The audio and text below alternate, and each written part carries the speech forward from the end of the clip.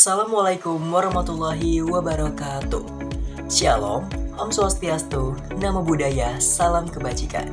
Halo semuanya, perkenalkan nama saya Muhammad Syafrianur. Di sini saya berasal dari Peminatan Informatika kelas 11.5. Di sini saya akan menjelaskan sedikit materi yang saya ketahui tentang algoritma rekursif. Nah, langsung saja kita masuk ke dalam materinya. Apakah teman-teman tahu apa itu algoritma rekursif? Nah, algoritma rekursif adalah sebuah fungsi yang memanggil dirinya sendiri untuk menyelesaikan sebuah masalah dengan cara membagi masalah yang besar menjadi masalah-masalah kecil yang serupa. Nah, seperti teman-teman yang ketahui, rekursif itu biasanya digunakan untuk menyelesaikan masalah yang memiliki pola pengulangan atau dapat dipecah menjadi sub-masalah yang identik. Nah, ada beberapa poin yang harus teman-teman perhatikan ketika teman-teman ingin belajar algoritma rekursif. Yang pertama, sifat. Nah, algoritma rekursif itu bersifat rekursi. Nah, untuk teman-teman yang belum tahu, rekursi adalah proses pemanggilan terhadap dirinya sendiri.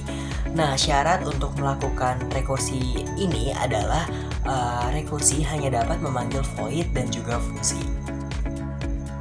Nah, dalam algoritma rekursif juga terdapat dua istilah penting. Yang pertama ada basis, yang kedua ada recurrence.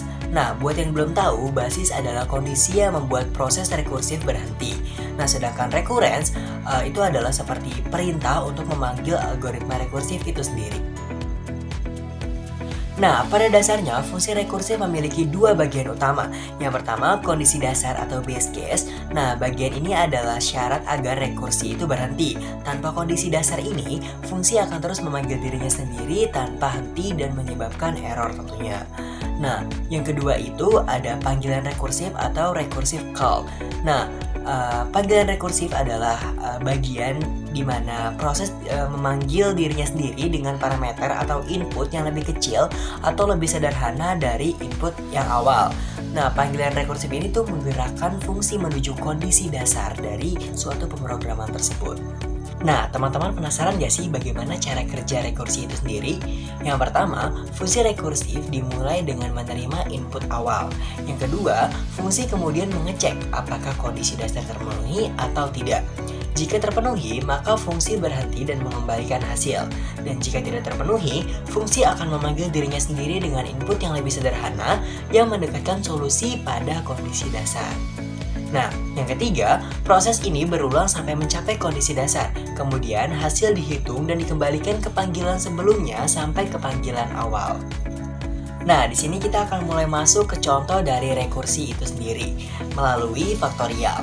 Nah, misalkan kita ingin menghitung faktorial dari bilangan yang memiliki rumus n sama dengan n dikali n dikurang 1 dikali n dikurang 2 dikali titik-titik dikali 1.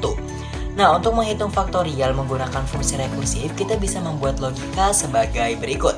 Kondisi dasar, jika n sama dengan 1, maka 1 sama dengan 1. Itu kondisi dasar. Jika panggilan rekursif, jika n lebih besar daripada 1, maka faktorial dari n adalah n dikali faktorial atau n dikurang 1. Nah, kode Python untuk fungsi ini adalah sebagai berikut.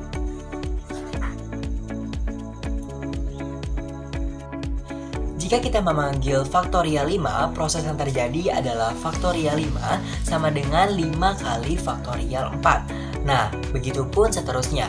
Faktorial 4 sama dengan 4 dikali faktorial 3, faktorial 3 sama dengan 3 dikali faktorial 2, faktorial 2 sama dengan 2 dikali faktorial 1, dan faktorial 1 mengembalikan 1 atau pada kondisi dasarnya. Nah, hasil akhir dari perkalian dari nilai-nilai tersebut dapat kita simpulkan bahwa faktorial 5 mengembalikan 120. Adapun keuntungan dan juga kekurangan jika kita menggunakan algoritma rekursi adalah keuntungannya, rekursi bisa membuat kode lebih bersih dan lebih mudah dipahami untuk masalah yang bersifat berulang atau memiliki pola. Nah, beberapa masalah ini seperti traversal, pohon atau algoritma pembagian dan penaklukan atau divide and conquer lebih alami diselesaikan dengan rekursi. Adapun kekurangannya adalah sebagai berikut. Rekursi memerlukan banyak ruang memori karena setiap panggilan rekursif menyimpan data di stack memori. Hal ini bisa menjadi masalah untuk input yang sangat-sangat besar. Jika tidak ditangani dengan benar, rekursi bisa menyebabkan infinite loop atau stack overflow, terutama jika kondisi dasar tidak terpenuhi. Kesimpulannya, fungsi rekursif adalah alat yang sangat kuat dalam pemrograman dan dapat membuat solusi untuk masalah kompleks menjadi lebih sederhana. Namun penting untuk selalu memastikan bahwa kondisi dasar sudah sangat benar agar rekursif berhenti pada waktu yang tepat. Sekian dari saya, Muhammad Syafrianur, pamit undur diri. Wassalamualaikum warahmatullahi wabarakatuh.